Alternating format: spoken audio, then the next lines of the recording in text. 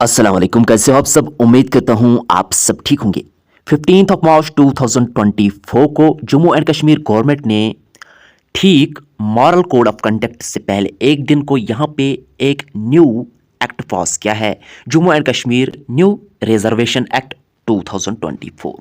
तो यहाँ पे 2024 का जो रिजर्वेशन एक्ट है असल में अमेंडमेंट किया गया है रिजर्वेशन रूल्स 2005 को, जो कि जम्मू एंड कश्मीर को अलग से रूल्स थे रिजर्वेशन रूल्स।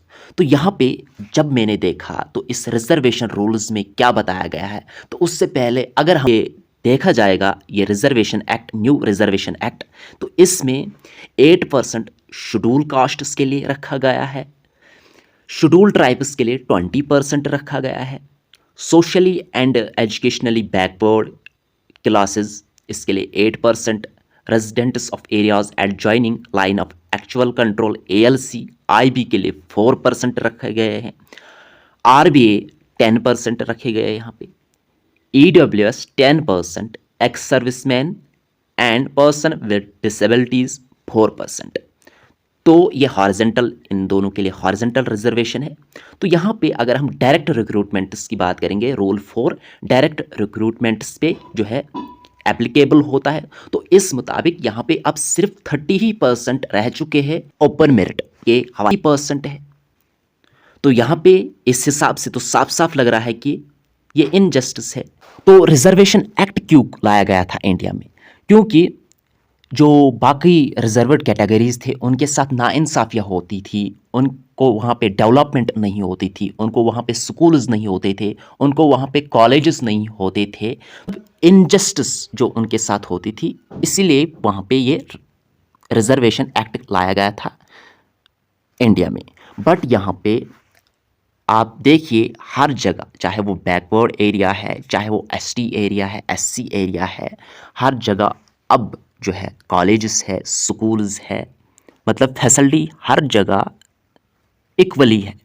जिस तरह फॉरवर्ड एरियाज़ में है उसी तरह बैकवर्ड एरियाज़ में है।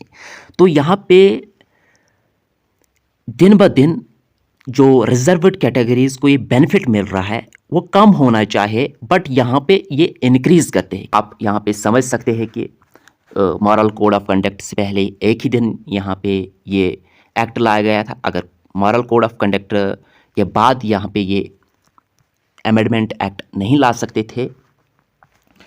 तो यहाँ पे मेरे कहने का मतलब यही है, मेरा गांव जो है, मैं एक टाउन एरिया से बिलोंग करता हूँ और मेरे बगल में कुछ नेबरिंग विलेजेस है, उनको रिजर्व्ड कैटेगरी दिया गया है, मतलब RBA उनको दिया गया है। बट यहाँ पे मैं आपको बताऊँगा, मेरा विलेज जो है वो टाउन एरिया है, बट जो RBA एरिया है वो मेरे गांव से बहुत ज़्यादा फॉरवर्ड है। तो फिर RBA का मतलब क्या है? जब वो टाउन एरिया से फॉरवर्ड है, डेवलप्ड है, जो टाउन एरिया से उससे अच्छे स्कूल है, कुछ ऐसे गाँवों को RBA दिया गया है जो फुल्ली डेवलप्ड है। यहाँ पे रिजर्व्ड बैकवर्ड एरिया है, आप मीनिंग ही समझ सकते हैं। तो यहाँ पे इकोनॉमिकली वीकर सेक्शन जो EWS, उसमें भी बहुत सारे कुछ ऐसे लोगों के पास भी है जिनको बहुत ही ज़्यादा इनकम है, जिनके पास गाड़ियाँ है घर में, जिनके यहाँ पे जो फादर है वो एम्प्लॉय है या बिजनेसमैन है, उनके पास भी EWS सर्टिफिकेट है। तो यहाँ पे जैसे कि पर्सनस विद डिसेबिलिटीज़, इसमें भी कुछ 30% ही कुछ लोगों को डिसेबिलिटी, उनको 40% डिसेबिलिटी का सर्टिफिकेट मिला है।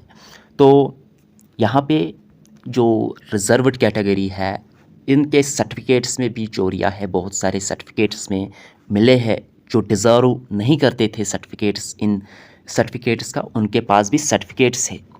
तो कहीं ना कहीं मैं कह सकता हूँ कि ये दिन ब दिन कम होने चाहिए, रिजर्व्ड कैटेगरीज़ का परसेंटेज शेयर कम होना चाहिए, ना कि इंक्रीज़ होना चाहिए, क्योंकि दिन ब दिन अब जो है economically, socially and educationally equally जो है चल रहे हैं, सभी को इक्वली जो है बेनिफिट मिल रहे हैं। अब फॉरवर्ड एरियाज़ और बैकवर्ड एरियाज़ में ज़्यादा फ़र्क नहीं रह चुकी है।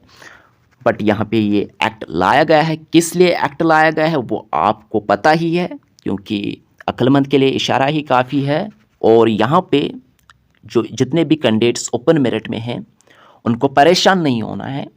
तो यहाँ पे एक और बात मैं आपको बताऊंगा, अगर ओपन मेरिट का कट ऑफ फॉर एग्जांपल के तौर पे 80 होगा और वही किसी कैटेगरी का मान लो 50% कट होगा, 50 पॉइंट कट होगा, तो आप मुझे बताएं 80 वाला अगर टीचर रिक्रूटमेंट होगा, ओपन मेरिट का कट ऑफ 80 होगा और किसी एक कैटेगरी का कट ऑफ 50 होगा, तो आप मुझे बताएं स्कूल्स में कौन अच्छा पढ़ाएगा, 80 वाला या 50 वाला?